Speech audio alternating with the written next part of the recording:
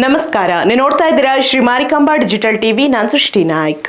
ಬೀದರ್ನ ಪಶು ಹಾಗೂ ಮೀನುಗಾರಿಕೆ ವಿಜ್ಞಾನಗಳ ವಿಶ್ವವಿದ್ಯಾಲಯದಲ್ಲಿ ನಕಲಿ ಬಿಲ್ ಸೃಷ್ಟಿಸಿ ಹಣ ದುರುಪಯೋಗ ಮಾಡಲಾಗಿದೆ ಎಂಬ ಆರೋಪದ ಹಿನ್ನೆಲೆಯಲ್ಲಿ ಲೋಕಾಯುಕ್ತ ಪೊಲೀಸರು ಮಾಜಿ ಕುಲಪತಿ ಸೇರಿದಂತೆ ಒಟ್ಟು 6 ಮಂದಿಯನ್ನು ಬಂಧಿಸಿದ್ದಾರೆ. 2017-18ರ ಅವಧಿಯಲ್ಲಿ ನಡೆದ ಅಕ್ರಮ ಹಣಕಾಸು ವ್ಯವಹಾರಕ್ಕೆ ಸಂಬಂಧಿಸಿದಂತೆ ದೀರ್ಘ ತನಿಖೆಯ ಬಳಿಕ ನ್ಯಾಯಾಲಯದ ವಾರೆಂಟ್ ಆಧಾರದಲ್ಲಿ ಬಂಧನ ಕಾರ್ಯಾಚರಣೆ ನಡೆಸಲಾಗಿದೆ.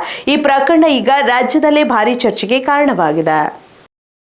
ಬೀದರ್ನ ಕರ್ನಾಟಕ ಪಶುವೈದ್ಯಕೀಯ ಪಶು ಹಾಗೂ ಮೀನುಗಾರಿಕೆ ವಿಜ್ಞಾನಗಳ ವಿಶ್ವವಿದ್ಯಾಲಯದಲ್ಲಿ ನಡೆದಿದೆ ಎನ್ನಲಾದ 45 ಕೋಟಿ ರೂಪಾಯಿ ಹಗರಣ ಸಂಬಂಧ ಲೋಕಾಯುಕ್ತ ಪೊಲೀಸರು ಪ್ರಮುಖ ಕಾರ್ಯಾಚರಣೆ ನಡೆಸಿದ್ದಾರೆ. ನಕಲಿ ಬಿಲ್ ಸೃಷ್ಟಿಸಿ ಕೋಟ್ಯಂತರ ರೂಪಾಯಿ ಅಕ್ರಮವಾಗಿ ವರ್ಗಾವಣೆ ಮಾಡಲಾಗಿದೆ ಎಂಬ ಆರೋಪದಡಿ ಮಾಜಿ ಕುಲಪತಿ ಎಚ್.ಡಿ. ನಾರಾಯಣಸ್ವಾಮಿ, ನಿವೃತ್ತ ಪ್ರಭಾರ ಹಣಕಾಸು ನಿಯಂತ್ರಣಾಧಿಕಾರಿ ಕೆ.ಎಲ್. ಸುರೇಶ್ ಸೇರಿದಂತೆ ಒಟ್ಟು 6 ಮಂದಿಯನ್ನ ಬಂಧಿಸಲಾಗಿದೆ. ಲಭ್ಯ ಮಾಹಿತಿಯ ಪ್ರಕಾರ 2017-18ರ ಅವಧಿಯಲ್ಲಿ ಈ ಅಕ್ರಮ ನಡೆದಿದ್ದು, ವಿವಿಯ ಅಧಿಕಾರಿಗಳು ಹಾಗೂ ಖಾಸಗಿ ಸಂಸ್ಥೆಗಳ ಸಹಕಾರದಲ್ಲಿ ಹಣ ದುರುಪಯೋಗ ನಡೆದಿದೆ ಎಂಬ ಆರೋಪ ಇದೆ.